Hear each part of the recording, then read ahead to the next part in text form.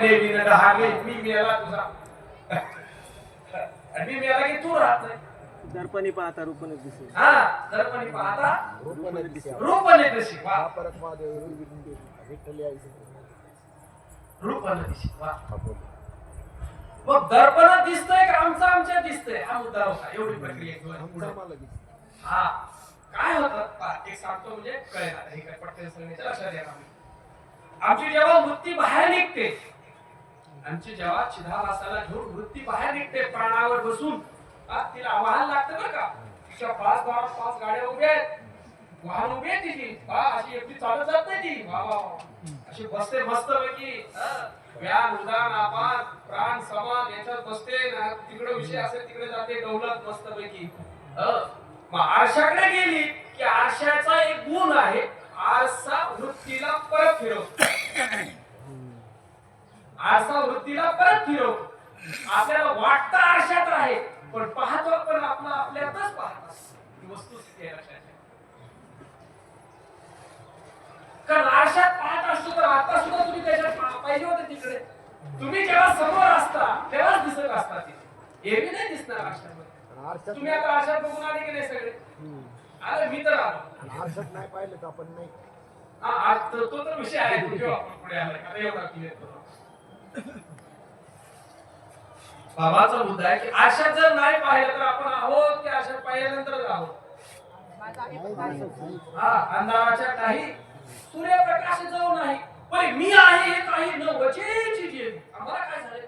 किती बी अंधार असू दे ना, त्याला काय झालं? तेव्हा उदाहरण आहे बाबा. काळा कुट्टा अंधारामध्ये अमावस्येच्या रात्री काळ्या कुट्ट ढेकळांच्या वावरामध्ये काळी कुट्ट घोंगडी पागून काळा कुट्ट माणूस काळ्या कुट्ट अंधारामध्ये आणि झोपलाय.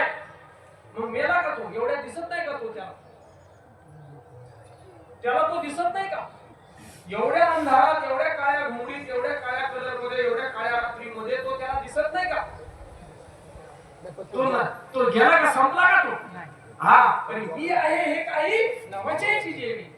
अंधाराच्या काही सूर्यप्रकाश जाऊ नाही, पण मी आहे हे काही नवचेची.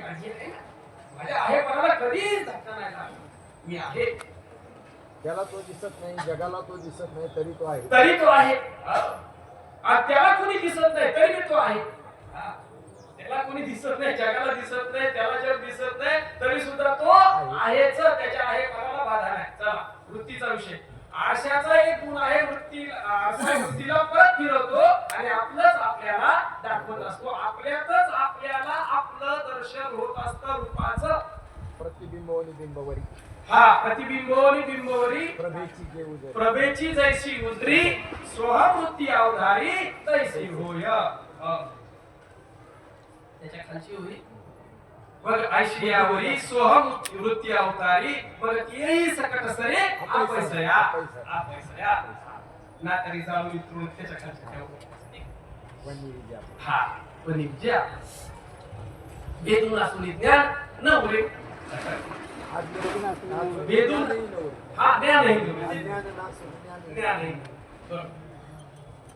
ही एक वृत्ती झाली. दुसरी वृत्ती आहे काचेला आरपार करते.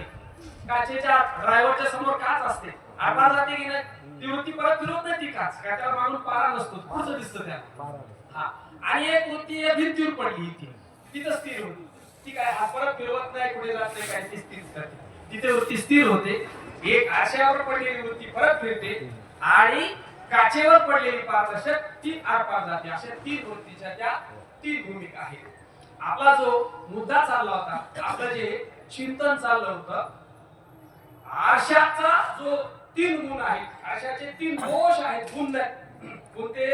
स्वभिन्नत्व. लक्षात घ्या, माझ्यापेक्षा वेगळं स्वभिन्नत्व. आणि मी तिथे आहे किंवा तेच मी आहे, तेच मी आहे असं वाटतं ना, तेच मी आहे. आणि माझ्यापेक्षा उलट आहे, माझ्यापेक्षा ते वेगळं आहे. असं जे तीन दोष आरशाचे आहेत, हे झाला दृष्टांत सिद्धांत. मग आता एक गोष्ट आपल्याला आरशाच्या निमित्ताने कळाली.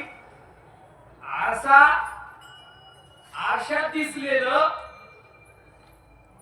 आणि बिंब रूपाने बाहेर असलेला देह, त्या देहाचं आरशाचं प्रतिबिंबाचं प्रकाशन करणारा या तिघाहून मी वेगळा आहे आता. केव्हा मी वेगळा आहे? आरशाचं मी प्रकाशन मीच करतो, आरशाचं प्रकाशन मीच करतो आणि आरशाच्या बाहेर उभे असलेल्याचं मी प्रकाशन मीच करतो आता. देहाचं मी प्रतिबिंब प्रकाशन मीच करतो, देहाच्या प्रतिबिंबाचं प्रकाशन मीच करतो आणि ज्याच्या देहाचं प्रतिबिंब पडलं त्या आरशाचं प्रकाशन सुद्धा मीच करतो. हा, मग प्रतिबिंब खरं, आरसा खरा का ज्याचं प्रतिबिंब पडलं तो खरा? मी खरा, त्यांना जाणणारा मी खरा, त्याला जाणणारा मी खरा. देहाला, आरशाला आणि आरशातल्याला जाणणारा मी खरा. पण प्रतिबिंब आणि आरशाच्या सापेक्षतेने पाहिजे हा खरा. याला जागृती, याला जागृतीचा आपल्या जागृतीला निकृष्ट आरशे चालले पुढे पाठी चालले. मग आता सिद्धांतात येऊ आपण. दृष्टांतात आरसा प्रतिबिंब बिंब करायला आपण. आपल्याला सिद्धांतात आता काय आरसा कोणता आहे? सिद्धांतात प्रतिबिंब कोणता आहे आणि सिद्धांतात बिंब रूपाने कोण आहे? कुटस्थ चैतन्य, कुटस्थ चैतन्य बिंबरूप अधिष्ठान म्हणून आपण त्याला. ब्रह्मचैतन्य कुटस्थ चैतन्य चिदाभास. हा, मग आरसा कोणता आहे इथे? अंतःकरण. अंतःकरण आरसा. हा, म्हणजे मन. कुटस्थाचं अंतःकरणात पडलेले प्रतिबिंब. हा, अजून आपल्याला सिद्धांतात पुढे जायचं आहे. आता जगत ब्रह्माचा निकाल लावायचा आपल्याला. जगत ब्रह्माची भूमिका आपल्याला क्लिअर करायची. अंतःकरण उपाधी रूपी आरसा आहे आमच्या ठिकाणी. आता या आरशामध्ये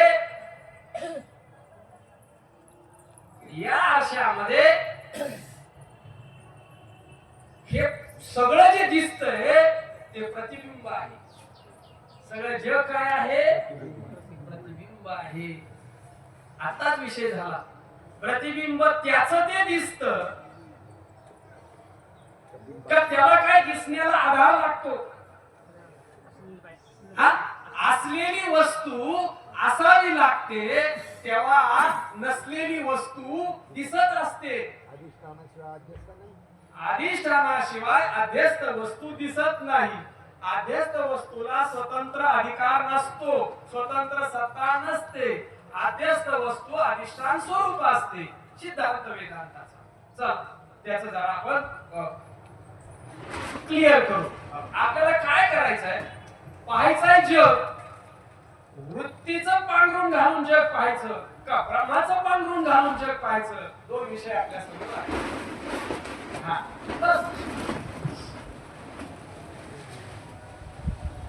ब्रह्मदृष्टीने जग पाहिलं आणि वृत्ती दृष्टीने जग पाहिलं, जीवदृष्टीने जग पाहिलं.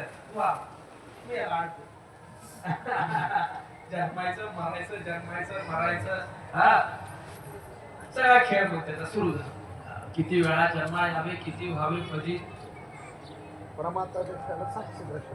हा हा हा, एवढा सिद्धांत क्लिअर करतो. पुढच्या विषयाकडे जाऊ. आरशाचं बरोबर कळालं का तुम्हाला? दृष्टांत बरोबर कळाला का? बिंब प्रतिबिंब वाद म्हणतात. श्री प्रकाशात्म श्री चरण आहे, पद्मपादाचार्यांचे शिष्य आहेत. श्री प्रकाशात्मा चरण माहित असावं म्हणून आपलं सहज सांगितलं. तर ते मग जड होतं म्हणे, एवढे शब्द तुम्ही अवघड ते ग्रंथकाराचे शब्द आहेत, ते ग्रंथकाराचं नाव आहे म्हणून सांगितलं. वाद आहेत, वाद. अजातवाद, विवर्तवाद, सृष्टीदृष्टीवाद, दृष्टीसृष्टीवाद, परिणामवाद, आरंभवाद, एकवाद, अवच्छेदवाद, आभासवाद, समुच्चयवाद, क्रमसमुच्चयवाद. एवढं कशाला काय सांगताय? काय करायचं आपल्याला? काही नको. वाद अशी काही मतलब नाही. आपलं ठीक झालं पाहिजे. वाद म्हणजे भांडण नव्हे. वादे वादे जाय ते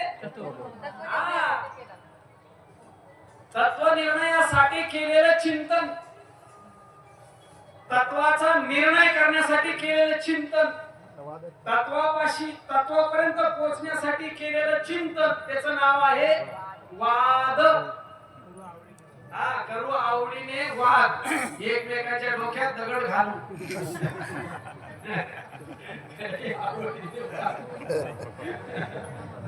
करू आवडीने वाद कशाचा सुखाचा संवाद तुला तेच चाललंय. याला वाद म्हणायचं बरं का आपल्याला वाद म्हणलं की वेगळा होतो ते वाद हा ते तीन भूमिका आहेत वाद जल्प आणि वितंड असे त्याच्या तीन भूमिका वाद म्हणजे काय तर तत्व निर्णयासाठी केलेलं चिंतन त्याला वाद म्हणतात. आता काय चालू आहे वाद चालू आहे. तुम्ही थोडं वाद घालावा असं मला वाटतं पण थोडं जेवणाचा परिणाम केल्यामुळे थोडा कमी झाला परिणाम वादच झालं. एक चपाती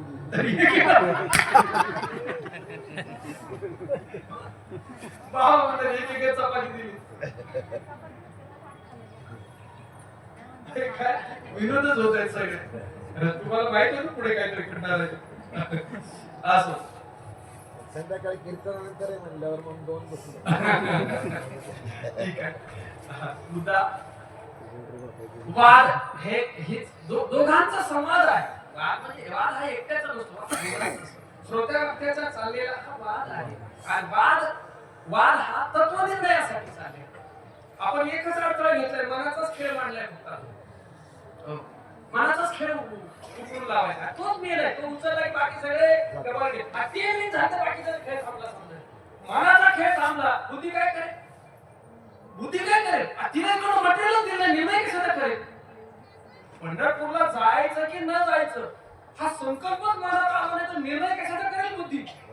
पुन्हा आपल्याला मटेरियलच नाही आपण काय करा हे चेन आहे. तुम्ही ह्याच्यावर बेल्टवर कधी काम केलंय मेकॅनिकलला ते चालतं बघा त्यांनी तो पाठ केला त्यांनी तो केला मागच्याचा पाठ आल्याशिवाय काय करताच येत नाही. मशीन हातात पण पाठ नाही मागचा तशी यांचा बेल्ट आहे तो बेल्ट फिरत राहतो. मनाने संकल्प विकल्प करायचे बुद्धीवर पाठ मध्ये बुद्धीने निर्णय करायचा चित्ताने ध्यास करायचा चित्ताने ध्यास केला अहंकाराने धारण करायचं आणि त्याने धारण केलं की प्राणावर बसून द्यायचे त्याचे विषय असतील तिकडे ढकलून डोळ्याकडे डोळ्याचं रूपाचं कानाकडे शब्दाचं त्याच्यानंतर त्वचेचं स्पर्शाकडे त्याचे विषय त्याच्याकडे द्यायचे बाकी याचं चालू आहे मग अखंड चाललेली प्रक्रिया. तू म्हणे मीच हा तू म्हणे मीच तू म्हण हे माझी हा संकल्प विकल्पाचे लुगडे सांडवणी मन उघडे बुद्धी मागी कडे उगीच व्हायचे याचं लुगडं फेडलं तर ते काय संकल्प विकल्पाचे लुगडे फेडून मन केलं मोगळ काय कसं माऊलीचे एक गोळी पाहिजे ना सांडून कुळे दोन्ही हा सांडून कुळे दोन बरोबर हा बर त्याचं एकदा लुगडं फेड ह्याला काहीच करता येत नाही पुढचं काय करते हे त्याच्यावर अवलंबून आहे सगळं हे उचललं पाहिजे याला काढलं पाहिजे मन काढलं पाहिजे. वाद जो वाद आहे वाद याला म्हटलं जल्प जो आहे जल्प अशाला म्हटलं जातं की स्वपक्ष मत मंडन करणं म्हणजे मी जे म्हणतोय मी जे सांगतोय माझं म्हणणं शास्त्रीय दृष्ट्या बरोबर आहे त्याचं मंडन करणं स्वपक्ष मंडन माझ्या म्हणण्याचं मंडन करणं सिद्धता करणं याचं नाव आहे जल्प. आणि वितंड तुम्ही जे म्हणताय परपक्ष खंडन त्याचं खंडन करणं तुमचं बरोबरच नाही तुम्हाला काय येतच नाही खंडन करा. तसं तर सार्वमत खंडन आहे सार्वमत खंडन आहे कोणाचं सगळे सगळ्यांचं खंडन करा. बरं झालं आपल्या शंकराचार्य ज्याचं खंडन केलं त्याने खंडन मान्य नाही केलं ते आजही म्हणतात आमचं बरोबर आहे. चारवाकाने कुठे खंडन मान्य केले बा ते चारवाकवादी आहेतच ना बौद्धाने कुठे खंडन मान्य केले आपल्या शंकराचार्यांनी खंडन केले पण त्यांनी खंडन मान्य आहे म्हणून आमचं बरोबर आहे. ते कशाला अस्तित्वाने मान्य करत नाही. न्याय वैशेषिक सांख्य योग पूर्वमीमांसक यांचं खंडन केले थोडं का होईना पण ते मान्य नाही म्हणून आमचं बरोबर आहे. ते काय मान्य नाही त्यांना मान्य नाही. जे वेदांतिक आहे जे उत्तरमीमांसा आहेत त्यांना ते खंडन मान्य त्यांनी जरी खंडन केलं असलं तरी ह्यांनी मान्य केलं नाही आणि म्हणून तर त्यांचे शास्त्र आजही त्यांचे अनुयायी कार्य करतात. तो पक्ष घेऊन त्यांचा कार्य करतात त्याला मान्य नाही. विरोधी पक्ष हो नाही ऐकायला कुठे मान्य म्हणून आमचं बरोबर आहे. विरोधी पक्ष पाहिजे हा विरोधी पक्ष मग जनतेचं कल्याण होतं. हे पूर्ण विरोधात नाही तर बाबा हे आतून मिळालेले आहे पूर्ण विरोधी नाही ते. असो तीन भूमिका फक्त सांगायच्या जल्प वाद आणि वितंड. हा मला तो सिद्धांत सांगायचा तुम्हाला कोणता वेळ संपला. पूर्ण वेळ संपला. आता उद्या फक्त लक्षात आणून देऊ किंवा इथून आपण चर्चा करू. आपण आज दृष्टांताचं चिंतन केले. कोणत्या? मन दिसलेलं, ज्याच्यात दिसलं ते आणि ज्याच्यामुळं दिसलं ते. आम्ही म्हटलं लक्षात ठेवा. हा, उद्या आपल्याला सुरुवात करायची. दिसलेलं, ज्याच्यात दिसलं ते आणि ज्याच्यामुळे दिसलं ते, आणि ह्या तिघांना पाहणारा यापासून असलेला वेगळा. तिघांचीच भूमिकेत निकाल लागेला. सिद्धांतात तीनच भूमिका पार पडते. प्रतिबिंब, मधी उपाधी, बिंब. बिंब म्हणण्याला कारण प्रतिबिंब सापेक्ष आहे. प्रतिबिंब आलं म्हणून प्रतिबिंब बिंबे रिगे, दर्पणाचे नि त्यागे. प्रतिबिंब बिंबे रिगे, काबुळे तिचे तरंगे वायूचा फेरा. प्रतिबिंब बिंबे रिगे, प्रतिबिंब बिंबे पूर्ण ऐकत होती. दर्पण, हा तिची सुरुवात आहे. दर्पणाचे नि त्यागे, दर्पणाचा त्याग केला. प्रतिबिंब बिंबी रिगे, वा बुडे तिचे तरंगे वायूचा खेळा. वायू थांबला की तरंग पुढे देतात पाण्यामध्ये, ते पुढे जातात. दर्पण बाजूला काढलं की प्रतिबिंब केलं जातं. ही प्रक्रिया आहे. याच्यात चांगले नाही अमृतानुभव. प्रतिबिंब गेलं का बिंबही गेले. बिंब म्हणणेपणा गेला, पण बिंब ज्याला म्हटलं ते मात्र असलं. हे लक्षात घ्या. मला हे सांगायचं म्हणजे ज्याच्यामुळे त्याला बिंबपणा म्हणणं आलं ते प्रतिबिंब गेलं. प्रतिबिंब गेलं की बिंबाला बिंबपणा म्हणणं येत नाही. आणि ते दोन्ही जाण्यासाठी उपाधीचा नाश करून या नाश उपाधीचा नाश म्हणताना बाळ हा शब्द ठेवायचा. आणि ती सिद्धांतातली आपण दृष्टांतातली उपाधी असा, आशातलं आणि आशातल्याला पाहणारा, अशा तीन भूमिका घेतल्या. आणि तीन भूमिकेहून मी वेगळा आहे ही भूमिका आपण लक्षात घेतली. आता सिद्धांतामध्ये प्रतिबिंबित जग, अंतःकरण उपाधी आणि त्याला आधार असलेला अधिष्ठान ब्रह्मचैतन्य याचं चिंतन आपण उद्याच्या सत्रामध्ये सुरुवातीतून करू. आपण झालेली सेवा पंढरीश परमात्मा पांडुरंगाच्या चरणी, सद्गुरुनाथांच्या चरणी सेवा समर्पित करून शेवेला पूर्ण. पुंडलिक वरदा हरी विठ्ठल.